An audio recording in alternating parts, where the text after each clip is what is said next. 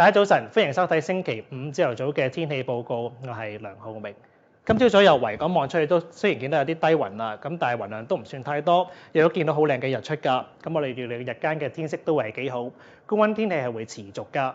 去到朝頭早6點鐘，香港大部分地區嘅氣溫都已經喺29度或者係以上㗎啦。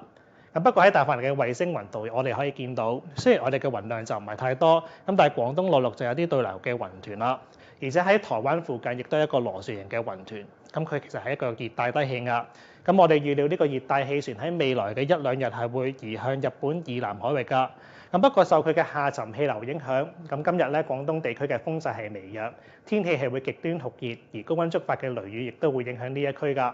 咁其實喺雷達圖像亦都可以見到一啲比較強嘅雷雨區而家係影響緊廣東內陸㗎。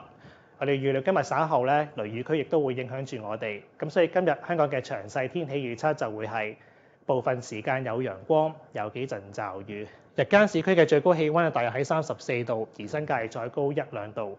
部分地區係會極端酷熱㗎。咁不過留意翻今日稍後係會有幾陣狂風雷暴。風方面係吹和緩嘅西至到西南風。而之後幾日嘅天氣，我哋預料一道廣闊嘅低壓槽就會喺週末至到下個禮拜中期喺華南沿岸至到南海北部一帶徘徊㗎。咁呢一區係會有大驟雨同埋狂風雷暴。咁不過到時天氣就會冇咁熱啦。咁所以香港天氣嘅展望方面係，聽日有幾陣驟雨同埋雷暴，而隨後嘅2-3日會係間中有驟雨，部分地區嘅雨勢係會較大，而高溫天氣係會緩解㗎。咁今朝早嘅天氣報告就講到呢度啦，下次見。